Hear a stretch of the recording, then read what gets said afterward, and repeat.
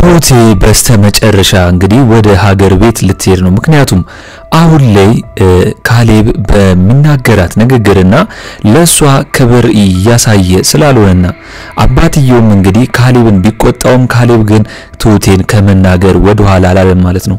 ስለዚህ አሁን ላይ ቱቲ ካሌብንም እንደምትወደውና እንደምታፈቅረው ሳትነግረው እሱ እንግዲህ ባስቀየማትና ባናደዳት ጊዜ ነው ይሄንን ነገር አስባ ወደ ቤተሰቦቿ ጋር ልትሄድ የነበረው ማለት ነው። እንግዲህ ካሌብ ከዚህ በፊት ቱቲን እንዲህ ተናግሯትና እንዲህ አስቀይሟት አያውቅም ነበር።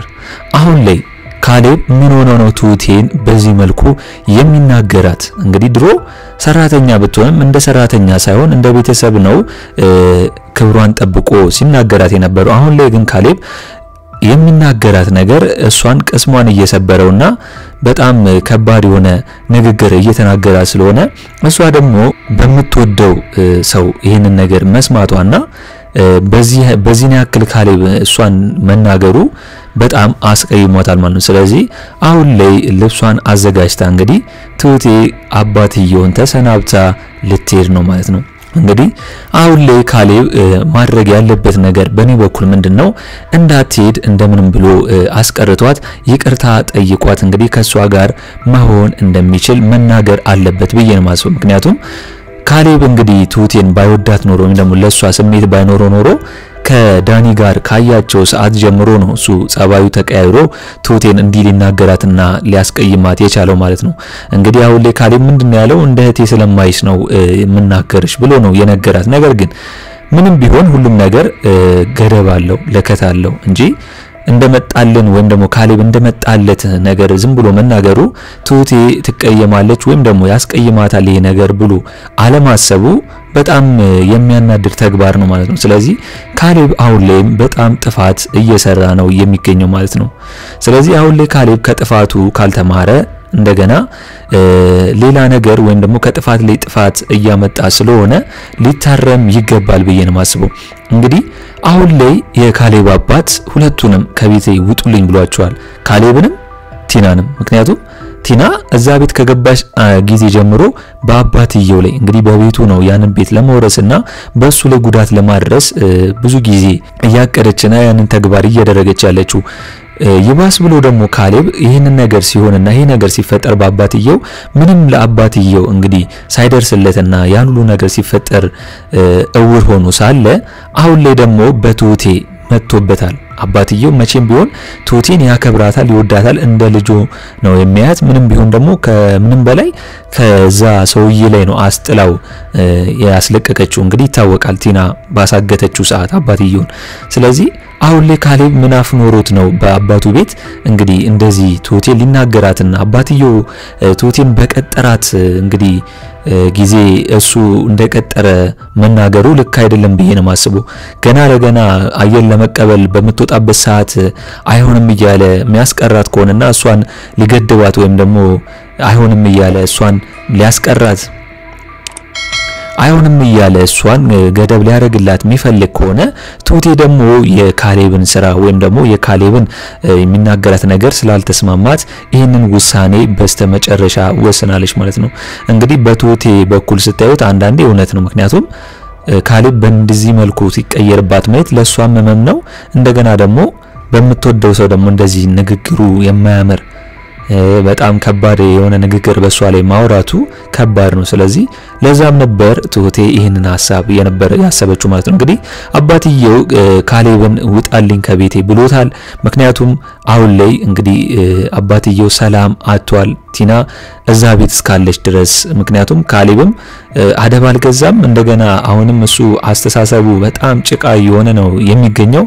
አሁን ላይ ካሌብ አባትየው ቲናን ይዘልኝ ውጣ እንዳለው እንደምንም ብሎ ቲናን ይዟት ቢወጣና እንግዲህ አባትየውም ተከራይቶ ለብቻቸው ቢያረጋቸው አሪፍ ነው ብዬ ነው ማስበው። ዳኒ ግን በቱቲ መሄድ ወይም ደግሞ ወደ ቤተሰብ ጋር ከዛ ቤት መልቀቅ በጣም አስገርሞታል ወይም ደግሞ ደብሮታል። ምክንያቱም እንደኛ እኮ አንቺ ምንም ህሊናሽን የሸጠ ስራ አልሰራሽም፣ ለቤተሰቡ ብዙ ስትለፊ ነበር 6 አመት ሙሉና አንቺ መውጣት የለበሽም፣ አንቺ መሄድ የለበሽም፣ ምንም አላደረግሽም፣ እኛ ነበር መሄድ ያለብን ብሎ እንግዲህ ዳኒ እንኳን ከብዙ ነገር ከቲና ጋር ባደረገው ነገር ተጸጽቶ አስተሳሰቡ ተቀይሮ ትሁቴን እንደዚህ ሊናገራት ችሏል ማለት ነው ካሌብ ያላላትን። ስለዚህ ዳኒ አሁን ላይ በካሌብ በትሁቴ መሄድ ከፍቶታል፣ በጣም ደብሮታል። ሌላው ደግሞ እንግዲህ የቲና አጋጭ አሁን ላይ ቲናን አግኝቷት እንግዲህ የሚፈልገውን ብር በሙሉ 1 ሚሊዮን ብር እንድታመጣለት እየጠየቃት ነው። ካልሆነ ነገር በ15 ቀን ውስጥ ካላመጣችለት እንግዲህ እንደሚገላት ነው እየነገራት ያለው። ምክንያቱም አሁን ላይ ቲና ከሌሎች ሰው ጋር ተነጋግራ ወይም ደግሞ ከሌሎች ሰው ጋር አንድ ላይ ሆና እሱን እንደዛ ያደረገችው ወይም ደግሞ በስራቸው ላይ ጣልቃ ማንም እንዳይገባ ስላላት ያንን ነገር ደግሞ ስላልፈጸመች አሁን ላይ በፖሊሶች እጅ ሊያዝ ይችላል ብሎ ስለፈራና የቲና አጋጭ ከተያዘ ደግሞ ከባድ ስለሆነ አሁን ላይ ለመሰወሪያ የሚሆን 1 ሚሊዮን ብር አምጪ ብሎ እያስጨነቃት ነው ያለው። ነገር ግን ቲና ይሄን ነገር ማድረግ ስለማትችል አሁን ደግሞ በቂ የሆነ ገንዘብ እጇ ላይ ስለሌለ ምንድነው ያለችው? ወይ ካሌብን ወይ ትሁቴን እናግዝና አባትየው ለሁለቱ ከሆነ ብር ሊከፍል ይችላል ብላ ሐሳብ አቅርባለት ነበር ማለት ነው። ነገር ግን ካሁን በኋላ ከሷ ጋር አጋቹ መቼም ቢሆን እንደማይሰራና ያለውን ገንዘብ እንደምንም ብላ እንድታመጣ አስጠንቅቋታል ማለት ነው። ከዚህ በፊት ከሷ ጋር እየሰራ ነበር፣ ነገር ግን ያን ሚሽን ራሷ ስላበላሸች አሁን ግን ከሷ ጋር ደግሞ መስራት እንደማይፈልግ ነግሯታል ማለት ነው። ቲና አሁን ላይ ምንም ገንዘብ ባዷን ስለቀረችና ምንም ስለሌላት ምንም ማምጣት አትችልም ማለት ነው።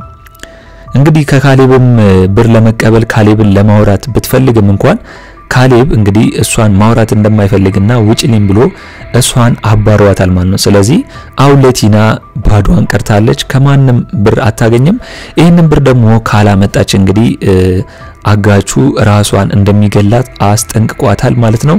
እስቲ እናንተም በዚህ ጉዳይ ሐሳብ አስተያየታችሁን ኮሜንት ላይ አስቀምጡልኝ። በሌላ በኩል ዳኒ እንግዲህ ሁሉ ነገር እዛ ቤት ከቲና ጋር ማጥፋቱ ተጸጽቶ ይቅርታ አባትየውን ብሎ ወደ ቤተሰቦቹ ጋር ካልሆነ ለመሄድ ሲል እንግዲህ የካሌብ አባት ቤት ተከራይቶ እንደሆነና አሁን ላይ ምንም እንደሌለው ስላወቀ እዛ ቤት እንዲቆይ አድርጎታል ማለት ነው። ካሌብ ዳኒ በሰራው ስራ ተጸጽቶ ነው ያንን ቤት ለቆ በራሱ እንግዲህ ቤተሰቡ ጋር ሄዶ ለመኖር እየፈለገው። ነገር ግን የዳኒን መጸጸት ወይም ደግሞ የዳኒን ይቅር ማለት ተቀብሎ አባትየው አይቶት በተግባር ዳኒን እዛ ቤት እንዲቆይ አድርጎታል ማለት ነው። ነገር ግን ቲና አሁንም ቢሆን ከዳኒን እየጠየቀችው ነው፣ አብረን ለምን አንሰራም እያለች ማለት ነው። ከእንደገና አሁንም ያ ቆሻሻ ተግባርና ያ ቆሻሻ ስራዋ ውስጥ ዳኒን ለመክተትና ዳኒን እዛ ነገር ውስጥ ለማስገባት እየፈለገች ነው። ዳኒ ግን አሁን ላይ እንደዚህ አይነት ስራ ውስጥ ከዚህ በኋላ ከሷ ጋር መቼም ቢሆን እንደማይሰራና ከዚህ በኋላም እሷን መቼም እንደማያምናት እሷንም ከዚህ ስራ እንድትወጣ እየነገራትና እያስጠነቀቃት ነው ያለው። ስለዚህ ዳኒ በአባትየው ይቅርታ እንግዲህ ብሎ ተቀብሎ አባትየው ደግሞ እዛ ቤት እንዲቆይ አድርጎታል ማለት ነው። ምክንያቱም አባትየው ያው ለምክንያት ነው እዛ ቤት የሚያስቆየው። ምክንያቱም ዳኒ በራሱ ተስፋ ቆርጦ እንግዲህ ቤተሰቦቹ ጋር ከመሄድ እንደገና አባትየው እዚያ ያስቀረበት ምክንያት ለራሱ የሆነ ስራ ፈልጎት ወይም ደግሞ ለሱ የሆነ ስራ ሊሰጠው ይችላል ብዬ ነው ማስበው። እንግዲህ እንዳየነው ከሆነ አሁን ላይ ቲና ከካሌብ ጋር እንግዲህ የታወቀ የ80 የጋብቻ እንትናቸው ስላለ አሁን ላይ አባትየው ዳኒን አንድ ነገር ጠይቆታል።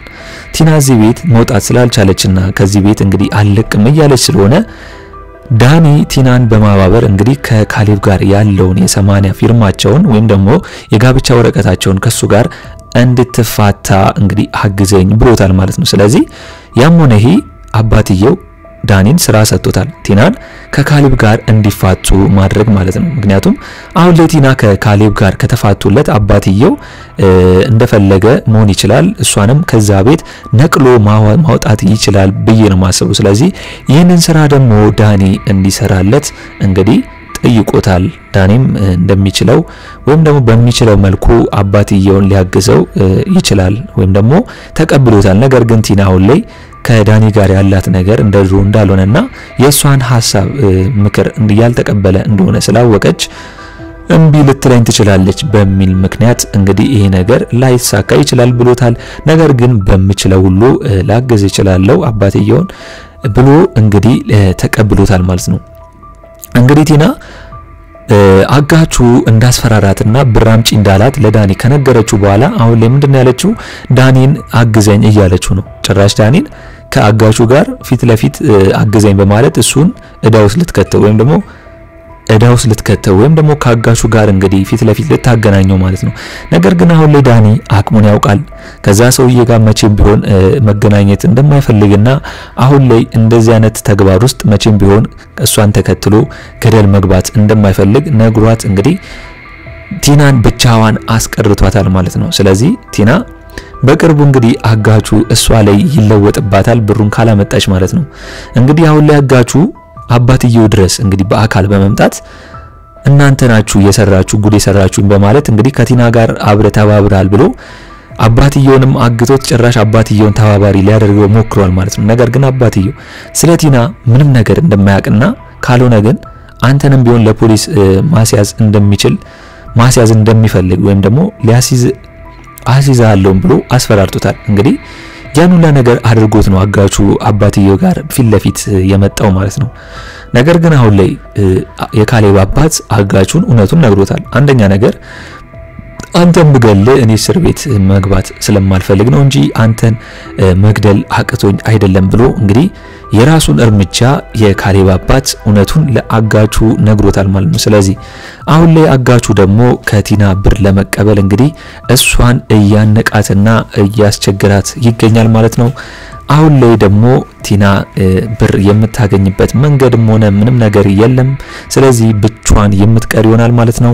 ትሁቴም እንግዲህ እንዳየናት አሁን ላይ በዳኒም ተስፋ ቆርታ ሁሉም ነገር ትታ ከዛ ቤት ልትወጣ ነው። አባትየው አሁን ላይ እንግዲህ ወደ ሀገር ቤት ልትሄድ ጓዟን ጠቅልላ ተነስታለች። እንግዲህ አባትየው እንደምንም ብሎ ሊያስቀራት ወይም ደግሞ ልትሄድም ትችላለች እሱ አልጫናትም ብሏል። ነገር ግን አሁን ላይ ዳኒ መጥቶ ካስቀራት ወይም ደግሞ ካሌብ ነው ይሄን ሁሉ ነገር ያደረገው እሷም እንድትሄድ ብዙ ነገር ያደረጋት ወይም ደግሞ እንድትቆርጥ ያደረጋት እሱ ስለሆነ ካሌብ መጥቶ እንግዲህ ትሁቴን ካስቀራት ትሁቴ ልትቀር ትችላለች ብዬ ነው ማሰበው። ስለዚህ ይህንን ጉዳይ እስቲ እናንተ በሐሳብ አስተያየታችሁን ኮሜንት ላይ አስቀምጡልኝ። በእኔ በኩል የዛሬው አስተያየቴ ይህንን ይመስል ነበር። በቀጣይ ክፍል እስከምንገናኝ ድረስ መልካም ቆይታ ይሁንላችሁ። ቻው ቻው።